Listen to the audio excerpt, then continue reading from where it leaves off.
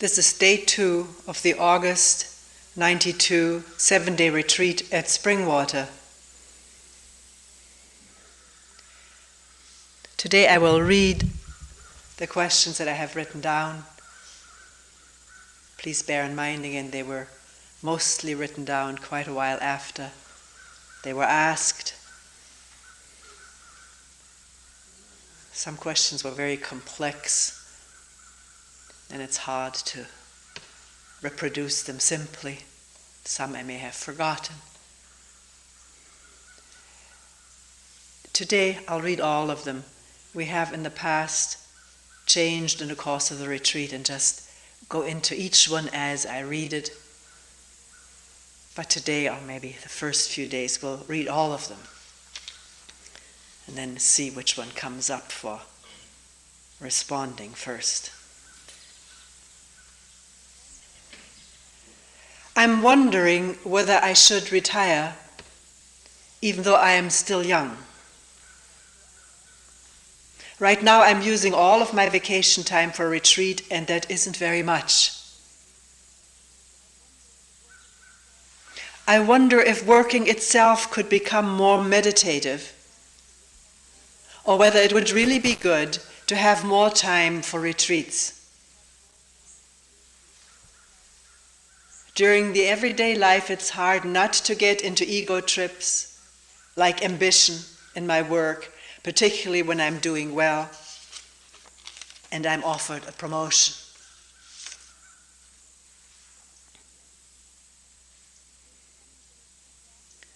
Since coming to retreat last time, things have gone well in my daily life.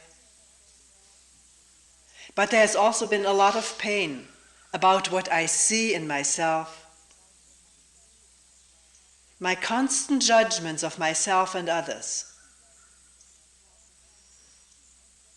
How often I think how special I am for doing this work and others are not. I feel so much more sensitive about what I deceive in myself, and I don't like it.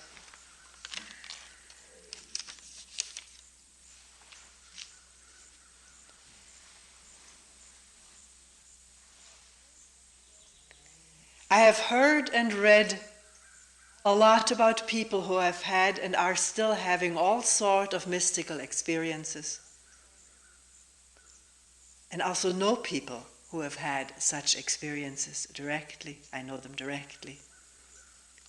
This sets up in me a constant feeling of wondering what to do, or at least wondering about my own spirituality, which is without such experiences. Does one need to be on a path of mystical experiences?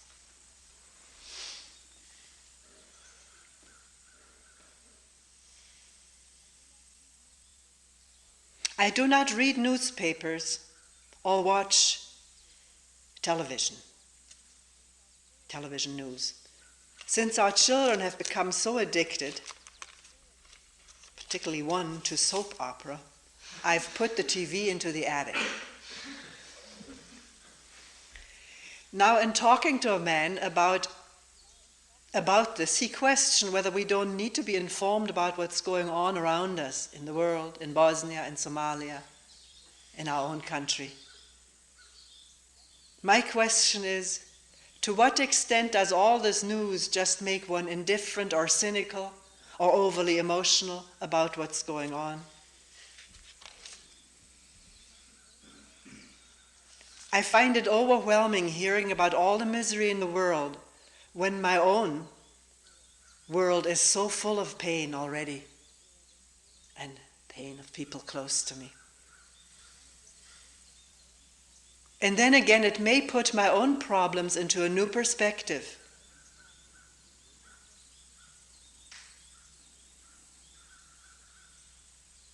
When seeing the magnitude of problems throughout the world, what is one to do?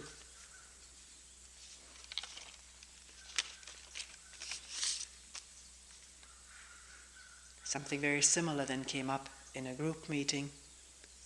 In watching a news video of the starving people in Somalia, seeing a sick orphan child, wondering how long will he live on. Tears welled up. There is deep sorrow felt. Can one really feel it, be with it, and also see the connection with what is going on within oneself and what is going on in the world?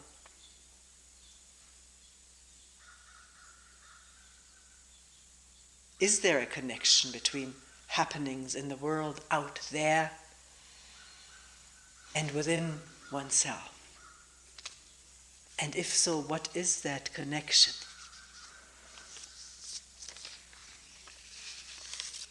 Are we, the viewers, being used by the producers of TV news to react in emotional ways, certain emotional ways, to what is presented? And are we aware of being used? If we really felt completely about the misery that we see happen elsewhere, would we just get emotional or go there directly and help? And someone else asked, if we felt completely about anything, would we even leave here? Isn't the work right here?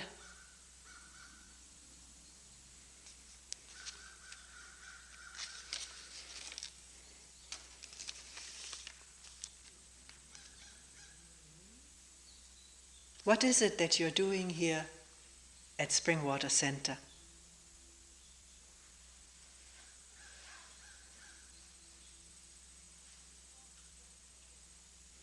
You talked yesterday about our trying to establish continuity of self in our mind. I don't remember the exact wording of the question or what I said, but we did talk about there constantly being the need to sustain continuity in our imagination about ourselves, how we will continue, that we will continue. Continuity being a big part of our imagination, to keep it going. What is continuity? The person continues. What is continuity in relationship? If one is just interested in the moment, couldn't that be used as an excuse to drop one relationship after another? Because there is no continuity.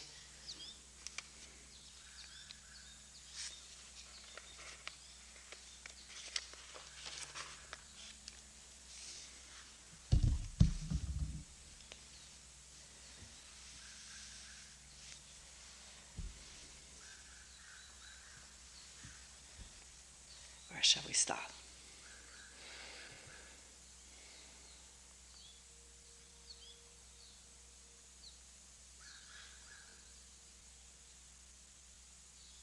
The problem about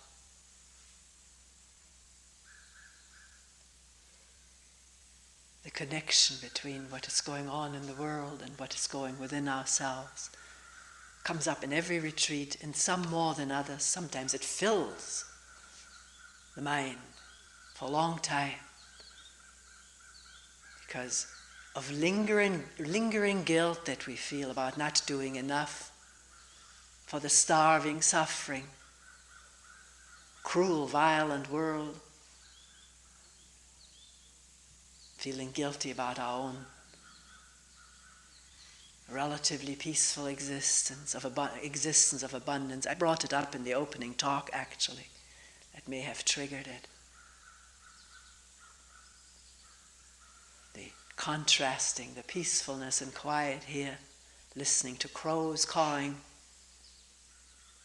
at the same time that Serbs and Croats and Bosnians, just to take one little instance, it's not so little, are killing each other, hating each other, driving each other out. And also wondering at the time if it was only, if it as magic was possible to have some of these people sit down together quietly, not even negotiate or talk, or just listen quietly together if that was possible. And it's possible for the human mind to listen quietly. Whether it would become so evident that there are no differences, there is no division between us, because here are 44 people listening. Where is the division in listening to the crows, hearing the cicadas, feeling the cool air through windows and doors, sensing the breathing? We all breathe, don't we, no matter what our race or nationality or history or background or religion is. We all breathe. And it's possible for each one of us to hear breathing, to feel it throughout the body. The heartbeat, hot and cold.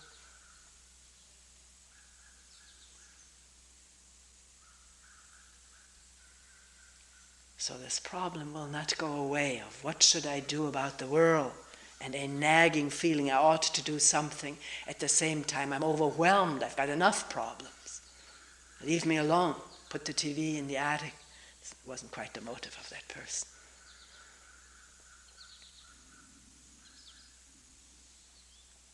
And then again, shouldn't I know what's going on around me? And if I do make an earnest effort to be informed, what information do I get? Am I being manipulated by those who offer the information? Because it's always limited. It's impossible not to be limited. Language, speech, report, information is always limited. It never covers the whole thing. It can't. It's impossible. And if manipulation is going on, trying to get somebody to offer money or become emotional, vote this way or that way, then are we the naive victims of this, or can there be some sensitivity in hearing news, seeing a report, and sensitive to manipulation that may be going on? Just an open awareness of one's own reactions and questioning them.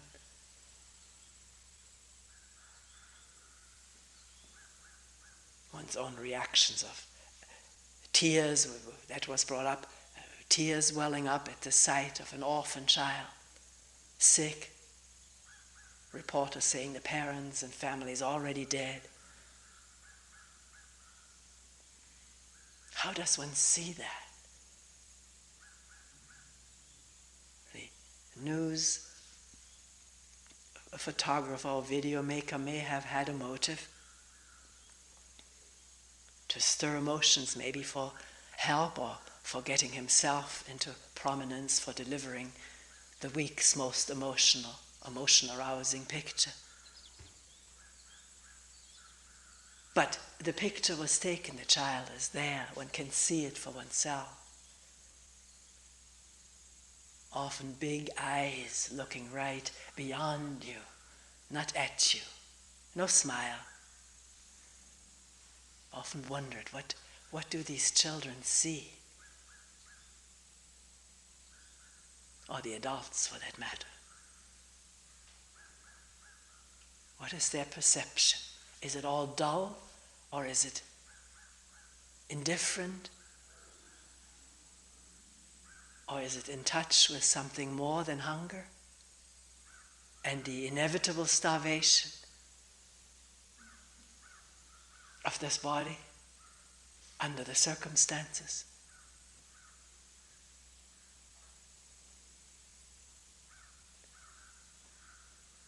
I don't know. We don't know.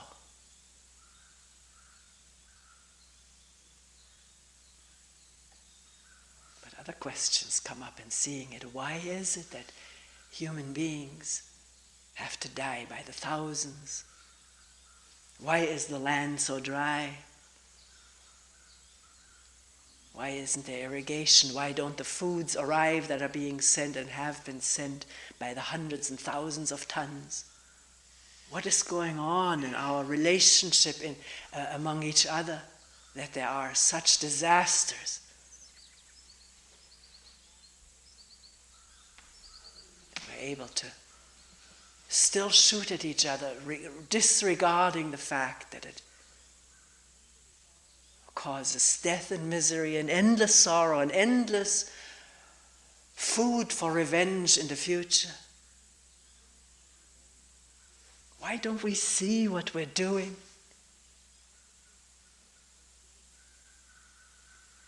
This is not a moralistic admonishment, it is a deeply interested question. Why don't we see? Or why in certain situations can't we see what we're doing? Why is it blocked? What blocks us? I'm not saying what blocks them, but what blocks us, all of us, not to see at a moment of anger, despair, sorrow, anxiety, hatred, drive for revenge, maybe not with a mortar, but with words, talking about other people behind their backs, trying to create ill will, to make things hard for other people, to avenge something having been hurt oneself in the past. We talk about it very frequently in retreat, because this is something we can observe in ourselves, in our relationship with each other, in groups, at work, at home, in organizations we belong to, where usually inevitably schisms develop, one group against the other, to observe what is happening, what fuels my desire to talk ill about others and get allies in that. So I feel more united and feel good about the unitedness. We can celebrate it. United we stand. Against what? Against whom? Why? What's going on? To raise these questions for oneself, and then in the light of a passionately asked and felt question, to observe, to begin observing what's going on in oneself and in one's relationship with each other, and in the relationship one observes among others, and one's relationship to that is it's open for inspection. We don't have to go to Somalia or to Yugoslavia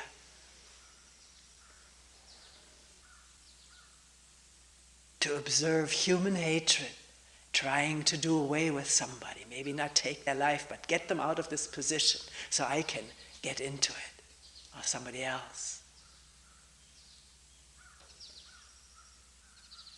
Or to make them look bad or evil, so that other people will join in the hatred. It happens. It happens, maybe not so drastically as I'm putting it, but in our moment-to-moment, day-to-day living, these things happen. If one will begin to open one's eyes and ears and body, become more transparent, more sensitive,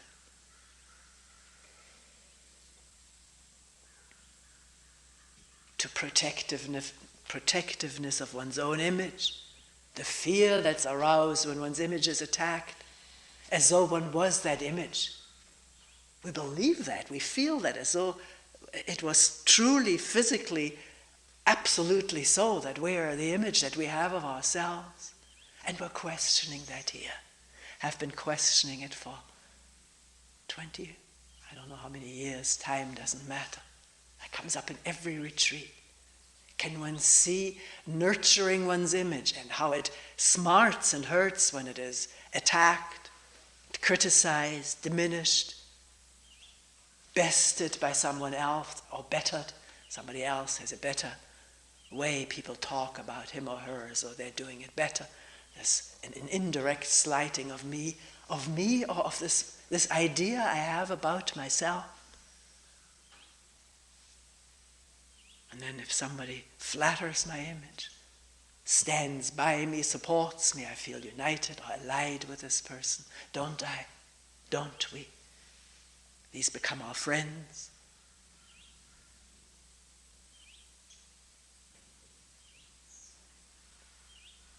And very often we like the fray, the battle. Like to shoot arrows. Usually, mostly for people, it's in this particular social economic class, it's verbal arrows. I shouldn't say that, probably sociologists here would point out how many higher class people just hire people to do their shooting, assassinating. Or I knew one man who was hired by a company to put another company out of existence. He couldn't carry through with it. It was too gruesome.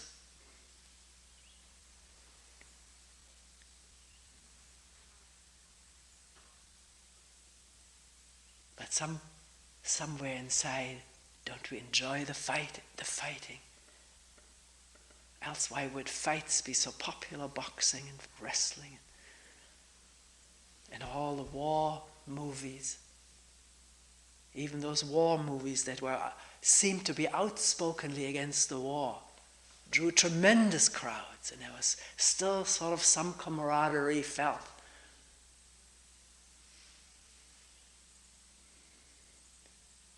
With our side or the other side, whatever one identifies with.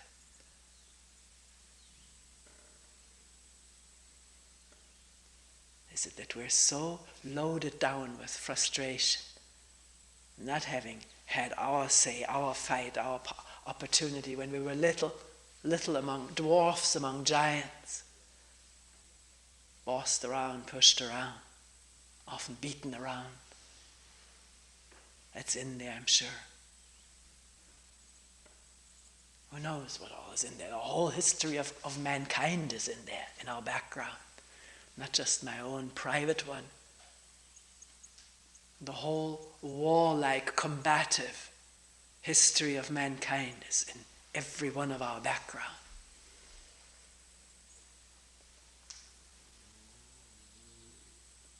And sticking to our own, to our flag, to our symbol, to our group. And so indoctrinated about the lesserness of the other group, the other flag, the other religion. To watch all of that as it happens, a tremendous opportunity for human beings to watch it in oneself arise. Not just think about it and think, yes, that's true. This is how we are, and think about it, and think we should be different, and so forth. But to catch it as a thought arises, a hateful thought, and triggering all the hate chemicals throughout the body, whatever they are. There are thousands and thousands of chemicals in this body, both to arouse and to soothe us.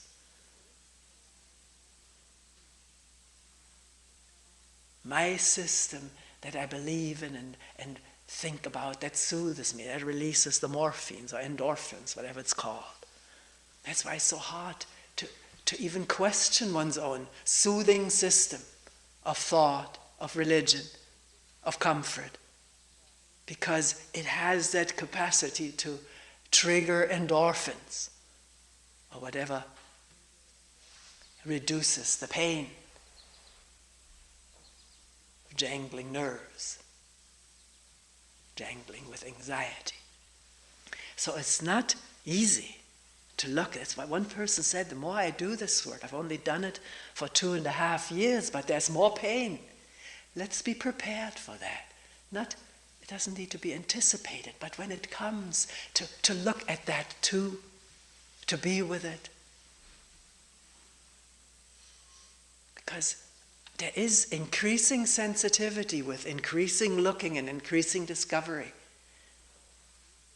And increasing quietness in one's life increases the sensitivity to what goes on in thought and feeling. It is as though the pathways were being lubricated or cleaned out, so one feels quicker and stronger a pain an anxiety, an anger, a jealousy, but can also discover it quicker. And then what? Despair of this horrible me who is so jealous, still jealous after 2.5 years? Or to become wiser about this human being, which represents human beings here and in Bosnia, South Africa, or wherever, China, Russia. We represent each other in our functioning, in our blocking, in our repressing, in our fighting, in our wanting and desiring to have comfort, to have belonging. All human beings want to belong. It's usually a reactiveness to want to be isolated because belonging has become too painful.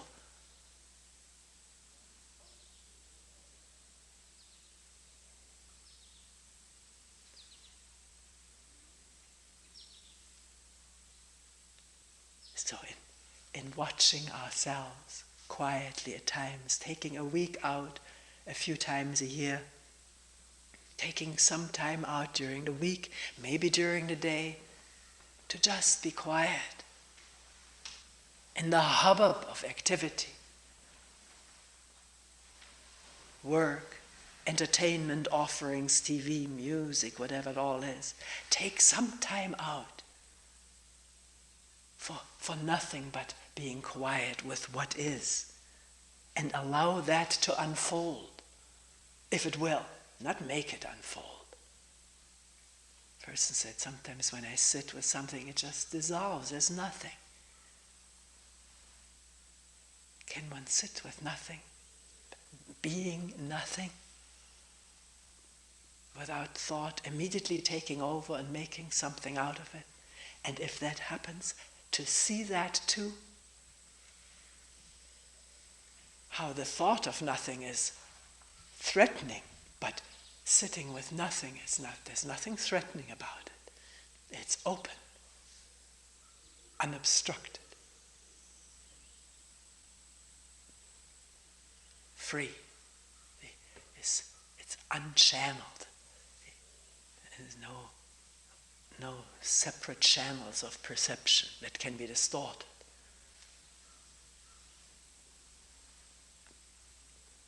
And in this wise, in watching, being quiet, moments at a time, whatever time there is, there's usually more time when we really want to do it because it's meaningful, it becomes meaningful. Then there is the time to do it. Then there is discovery about ourselves, our relationship, our thoughts, our desires, our fears, which are the desires, thoughts, and fears of humanity, not just my personal ones. The coloration, the content is personal, but the process is universal.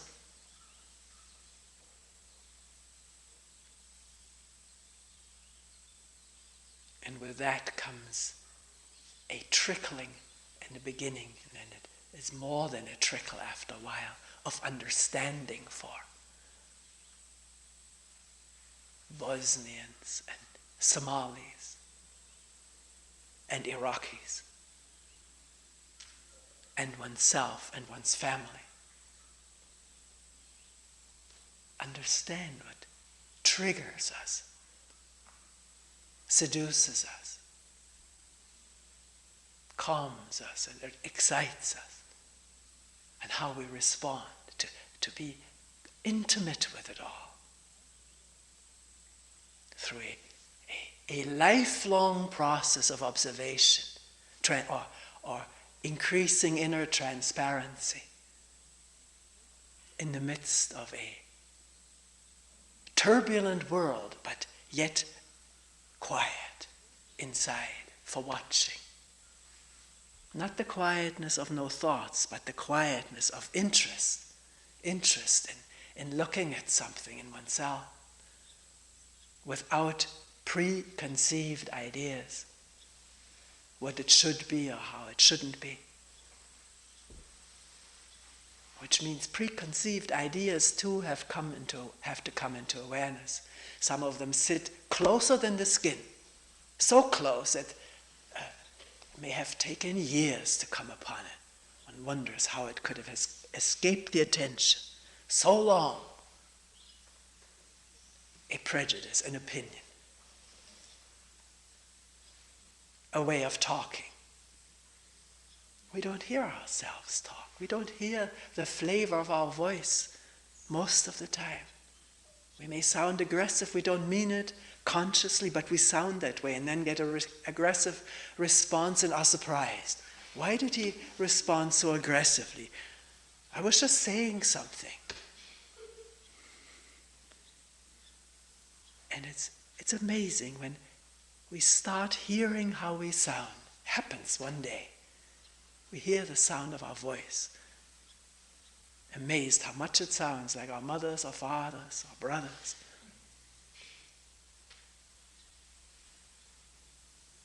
Who we thought we'd never be like them, but we are. We're programmed, conditioned beings.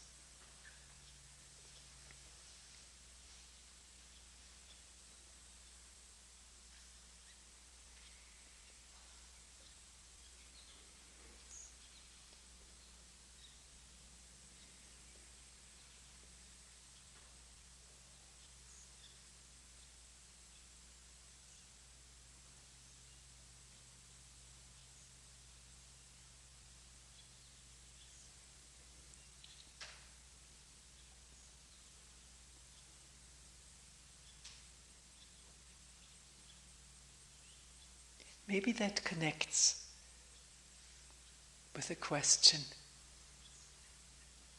do I need to be on a spiritual path of mythical experiences? I don't seem to have them, other people have them, I know some, I've read some, I've heard some. And it's always then a sort of a gnawing feeling, something is lacking in me.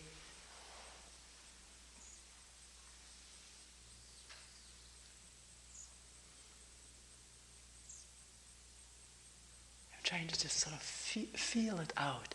When a question is asked, do you just wait for me to go on and answer, or feel it out? I have to feel it out myself. I have no answer.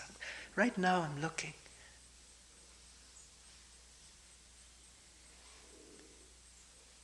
When I hear of somebody having a fantastic mystical experience, lightness or light or whatever all is described, I don't read this anymore. I used to get very ignited to want to have that too, so I understand that part. But today, so this happens and this happens and that happens. Lots of things happen to human beings. All kinds of experiences. Amazing number. Somebody sent me a clipping, a review of a book. It was written by a theoretical physicist who has gone to Peru, to Amazonian Peru, to be with shamans, to have some mystical experiences, and he was amazed at these mystical experiences and tries, I only read the review, haven't read the book, to equate them with quantum physics. He says they are not so different from each other. So it's going on. Things are being explored, people have these experiences, or go out, intend to have them, and if you intend to have them, you'll have one. This man went to the Amazonian. If we have the stuff it takes to go there, of course we're not eminent theoretical physicists with 6 books to our name. But I don't know whether that was an influence or not. He describes it very interestingly. Once he had intended to do this, people sprang up who led him to his, it wasn't called a guru, it was to the shaman. So in reading this, maybe at one time I felt, oh, I should have that too. I felt that when I read Alan Watts, who took LSD, and Timothy Leary. Couldn't I only also imbibe some of this stuff and have these experiences? Today I'm interested that people do this, have these experiences. But I'm not interested in going out to have experiences, because who has them? What is this whole thing of the experiencer and the wanter is much more interesting to me. What is the wanter? Or this wanting, which sort of consolidates, crystallizes into an entity that needs things for himself or herself, and then has them, but never has enough. This wanter never has enough. I sound as though I'm proclaiming the truth. Find out for yourself whether the wanter can ever have enough. One person told me, I realize it isn't enough in a good profession, a good life, enough money isn't enough. And either one wants more, climbing up more ladders, or establishing new buildings for climbing, which can also be spiritual buildings to climb. Or one wonders whether there's an entirely different way of living, which is not based on the wanter and the experiencer, but examines that phenomenon in human life, the crystallization in each one of us of a wanter, a fearer, an actor, a thinker, an experiencer.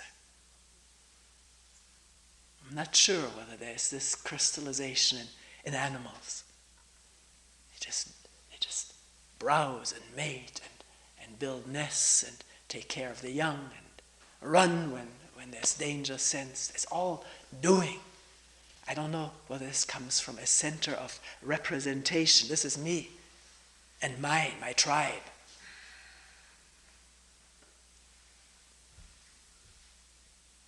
That's why animals up till now have lived differently from human beings. So this to me is interesting. What is this center crystallized perspective, which is dynamic, which has tremendous momentum to get, to make, to shape, to run, to become? Is that also observable? Can it become transparent at its first kick? Maybe not. Maybe yes. I have to find out. Because when that is not in action, when it is in abeyance, quiet, out of energy, then the world opens up. Not into a vast experience, but into I don't know what. Freedom, openness, vastness. No division, and a clarity of what is actually there. In the blades, in the flowers, in the clouds, and in human beings. Not that one is omniscient or anything like this, but we see the face, we see the person, we see our reaction. Undistorted, when this eye is quiet, that wants something from the world, from the others, from life.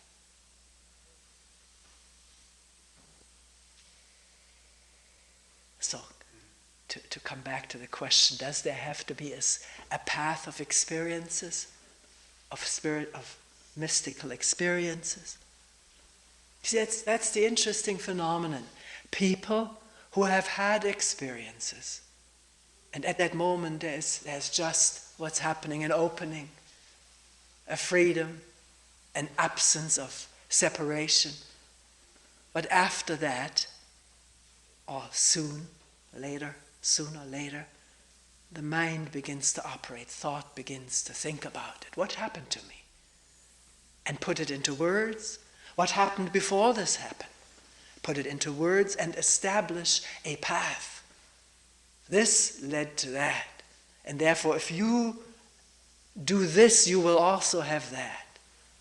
That's very often what comes out of it. One person, I was in the 70s, and I was already doing some Zen teaching somebody giving meetings, private meetings. And a book became very popular in which an old Zen master in his old age had written a book about what he called bamboo breathing.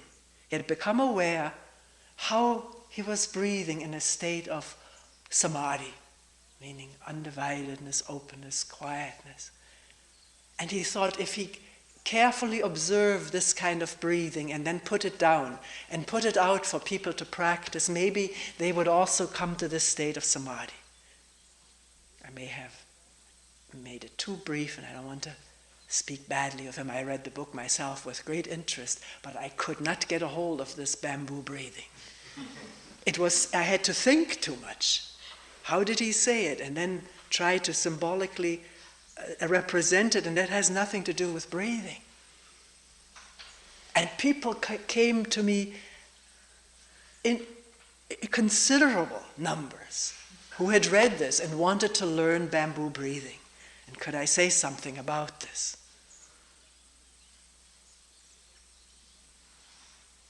One may find when it's very quiet, everything's very quiet, the listening is quiet, deep, open. There's hardly any breathing at all. But now if I say this and everybody tries hardly to breathe at all, one may pass out.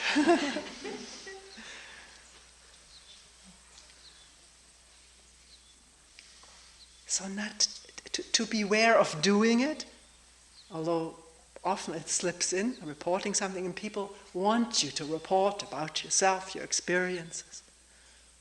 Maybe I can do the same thing also. And what do I remember about what all happened? Just little excerpts are located in the memory, and how correct are those? But beware of doing it oneself, giving instruction, and beware of reading instructions of someone who guides you to spiritual experiences. Then trying to put yourself through this, and you're far away from observing the wanter. This entity who feels so wanting. Can one probe into the wanting, the two aspects of wanting? Wanting in the sense of lacking, and wanting in the sense of making up for that lack, and questioning it, listening to it quietly.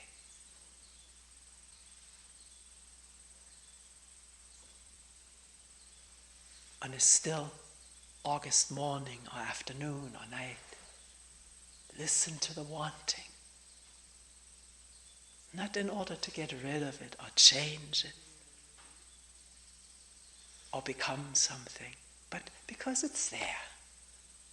Is it there? Then it comes into the field of awareness, all by itself. And does the doer spring into action to do something about it? Let's listen to the doer. Just listen to every emanation. Listen to it, not to do something about it, but listen to everything that's there. What is it?